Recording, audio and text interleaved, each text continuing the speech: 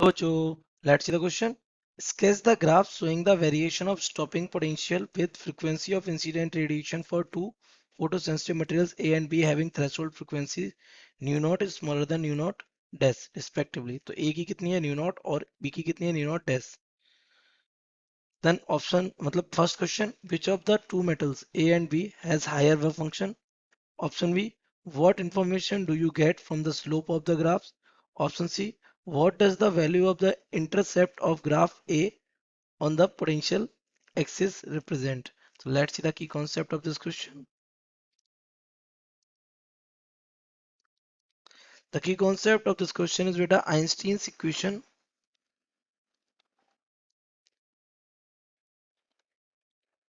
of photoelectric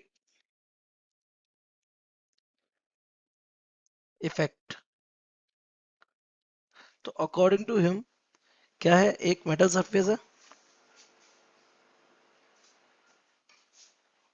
क्या फंसा हुआ है एक इलेक्ट्रॉन. तो इस इलेक्ट्रॉन को बाहर आने के लिए एक पर्टिकुलर अमाउंट ऑफ एनर्जी चाहिए होती है जिसे हम कहते हैं वर्क फंक्शन. क्या कहते हैं उसका? Work function. तो ये एनर्जी जब इसको मिलेगी, ये एनर्जी मान लिया कितनी है, H new. Incident frequency is new. तो वर्क फंक्शन को एब्जॉर्ब करने के बाद ये इलेक्ट्रॉन बाहर निकलता है कितनी एनर्जी से, के मैक्स की काइनेटिक एनर्जी से. तो ये ऑटोमेटिकली हमारा यहाँ से इक्वेशन बन जाएगी भाई, कंजर्वेशन ऑफ एनर्जी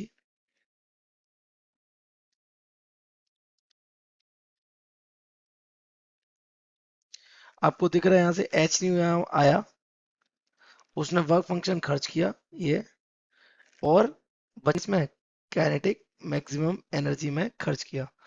तो यहाँ से अगर हम के मैक्स देखें तो के मैक्स हमारा यहाँ से हो जाएगा के मैक्स इज इक्वल्स टू हो जाएगा एच न्यू माइनस का डब्ल्यू. अब के मैक्स क्या होता है, के मैक्स हमारा सीधा सीधा हो जाएगा E V naught. That means the stopping potential and multiplied by E, क्योंकि ये एनर्जी के इक्विवेलेंट होता है एच न्यू माइनस का डब्ल्यू में, क्योंकि सिंस के मैक्स इसके इक्वल होता है stopping potential of electron multiplied by E. तो यहाँ से वी नॉट क्या आ जाएगा हमारा, H upon E nu minus W upon E simply. तो अगर आप यहाँ इसको ध्यान से देखें तो ये हमारी एक लाइन की इक्वेशन हो रही है, किससे मैच कर रही है, y is equal to M X plus C से. So y is equal to M X plus C. ये लाइन की कौन सी फॉर्म है, intercept form of a straight line. तो स्ट्रेट लाइन की कौन सी इंटरसेप्ट फॉर्म है, जहां पे m क्या है, m representing the slope of line and c is intercept on y axis.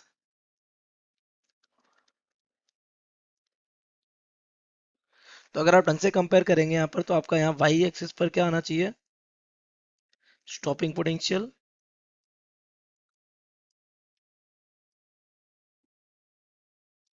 We not, और x एक्सिस पे क्या जाना चाहिए यहाँ से, फ्रीक्वेंसी न्यू. तो अगर हम एक ग्राफ बनाए तो यहाँ से आप देखिए ग्राफ हमारा कुछ ऐसा बनेगा, x एक्सिस पे क्या जाएगा, फ्रीक्वेंसी, y एक्सिस पे क्या जाएगा, स्टॉपिंग पोटेंशियल. अगर इस वाली एक्सिस, इस वाले ग्राफ को हम, ये मेटल ए के लिए ग्राफ बनाया और ये किसके लिए बनाया, मेटल बी के लिए. इस वाले ग्राफ को अगर आप पीछे करेंगे तो ये आपकी y एक्सिस क्या करेगा, इंटरसेप्ट करेगा. ये इतना इंटरसेप्ट इसने किया. उसको भी पीछे करेंगे तो ये भी आपके y एक्सिस को क्या करेगा, इंटरसेप्ट करेगा. तो डेफिनेटली स्टॉपिंग पोटेंशियल जो नेगेटिव पोटेंशियल है वो बी मेटल के लिए कैसा है, ज्यादा, और ए मेटल के लिए कैसा है, कम है ना. तो ये आपका ग्राफ यहाँ पे बन रहा है. ये वाली फ्रीक्वेंसी हम कितनी मान रहे थे, न्यू नॉट, और ये वाली फ्रीक्वेंसी हम कितनी मान रहे थे, न्यू नॉट डैश. और यहाँ से सिंपल है कि न्यू नॉट हमारा कैसा है, स्मॉलर देन है किससे, न्यू नॉट डैश से. आप अपना क्वेश्चन देख लेते, ग्राफ तो हमारा बन गया. क्वेश्चन क्या कह रहा है, पहला सबसे पहले which of the metal A और B has higher work function. तो वर्क फंक्शन, ये कौन सा क्वेश्चन है हमारा, ए.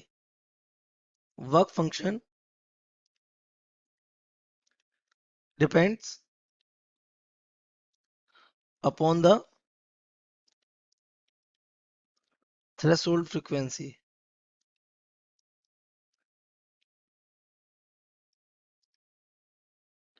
because इट इज, वह फंक्शन क्या है, minimum energy required by electron to just come out of metal surface. तो यहां से अगर हमारा होता है W is equals to H nu naught, तो अब आपको पता है new not is smaller than new not dash, तो W dash will be greater than W, simply new dash is greater than new naught. तो यहाँ से हमारा W dash, that means W dash किसके लिए था, डैश है हमारा मेटल B के लिए, तो W of B will be greater than W of A। तो work function of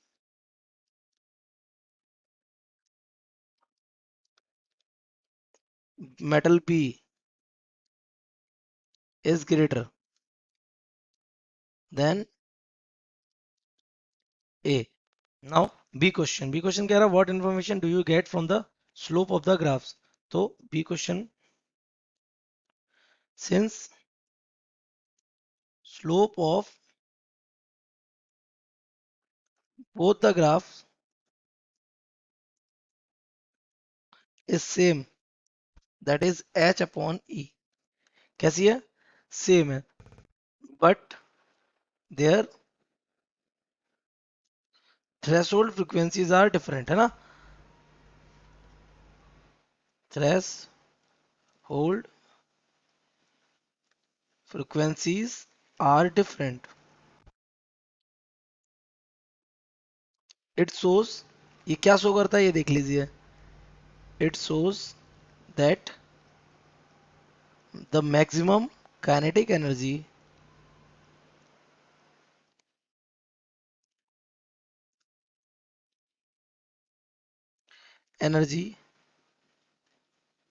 of photoelectrons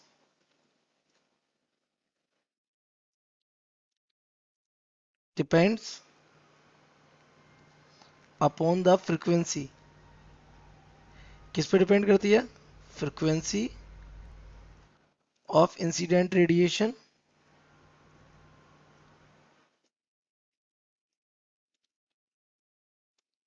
and independent of intensity of incident radiation। यानी इंटेंसिटी का काइनेटिक एनर्जी पर कोई फर्क नहीं पड़ता, बट आपका किस पर, फ्रीक्वेंसी का काइनेटिक एनर्जी पे फर्क पड़ता है। तो अब हम देख लेते हैं कौन सा, ये हमारा कौन सा क्वेश्चन हो गया, बी। अब देख लेते हैं कौन सा, सी। सी क्वेश्चन क्या कह रहा है, what does the value of the intercept of graph A on the potential axis represent. तो आप जरा ग्राफ देखिए, आपने वाई एक्सिस पे क्या ले रखा है, स्टॉपिंग पोटेंशियल, तो क्या रिप्रेजेंट कर रहा होगा, C, since Y axis is considered as scale for stopping potential.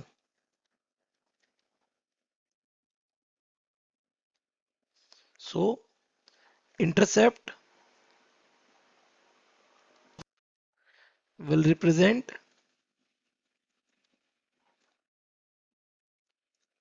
stopping potential, किसको represent करेगा, stopping potential को, since intercept of metal B is greater than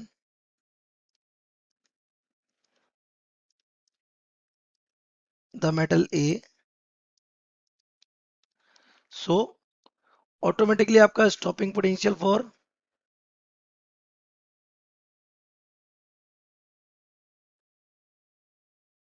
metal B